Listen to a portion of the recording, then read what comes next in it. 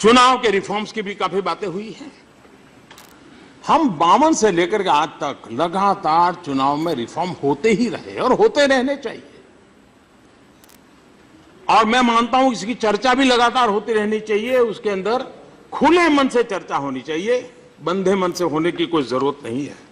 लेकिन आउटराइट ये कह देना कि एक देश एक चुनाव के हम पक्ष में नहीं है, अरे चर्चा तो करो भाई, आपके विचार होंगे।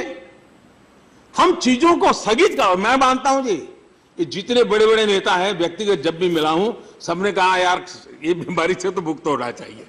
एक बार 5 साल में एक बार चुनाव आए, महीना 2 महीना चुनाव का उत्सव चले, फिर सब काम में लगे। ये बात सबने बताई है। सार्वजनिक रूप से स्टैंड लेने में दिक्कत होती होगी। क्या ये समय की मांग नहीं है कि हमारे देश में कम से कम मतदाता सूची तो एक हो? पहले 18 और 21 दो मतदान के अलग अलग होने के कारण अब 18 सबका मतदान है। आज देश का दुर्भाग्य है, जितने चुनाव उतनी मतदाता सूची। कितना देश का खर्च हो रहा है, कितना मैन पावर उस मतदाता सूची में लग रहा है।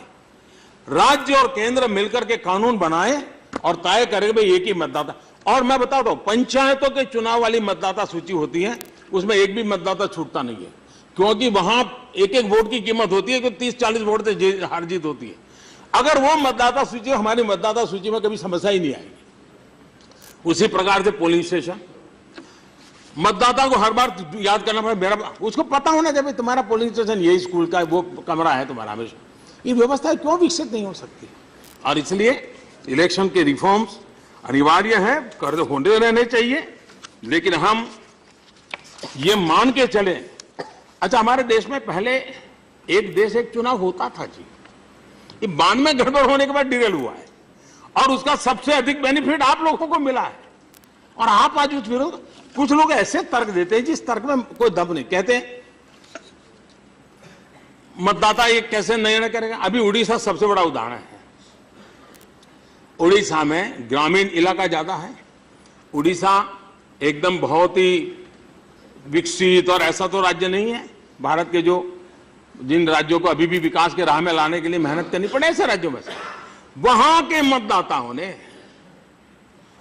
लोकसभा के लिए एक मतदान किया, विधानसभा के लिए दूसरा मतदान किया। इसका मतलब हमारे मतदाताओं को एक ही समय विवेक बुद्धि का पूरा है। मैं तो कुछ तो सीटें ऐसी है कि जहां नीचे की सारे असेंबली सीटें विधानसभा में गई बीजेडी को और लोकसभा उन्होंने बीजेपी को दी। ये मैच्योरिटी हमारे देश में, हम उनका अनादर कर रहे हैं। कुछ लोग कहते हैं ये कैसा भ्रम फैलाया गया है कि अगर 7 चुनाव होंगे तो रीजनल पार्टियां खत्म हो जाएगी।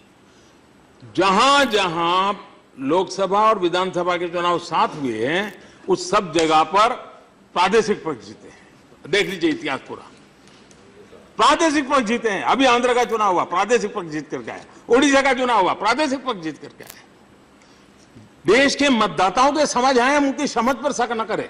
और इसलिए इस प्रकार के जो हम चर्चा के बाद नहीं होगा, लेकिन हम पहले से तक ये बिल्कुल नहीं, हम नहीं घुसने देंगे। ये तरीका लोकतंत्र में नहीं होता है।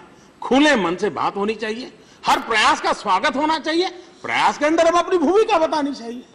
लेकिन हम पहले से ही दरवाजे बंद करें तो कभी बदलाव नहीं आता है। और भारत के मतदाता का नीर क्षीर विवेक जो है, उस पर हम कभी भी शक न करें, ये मेरा मत है। वीके न्यूज, राष्ट्र के नाम।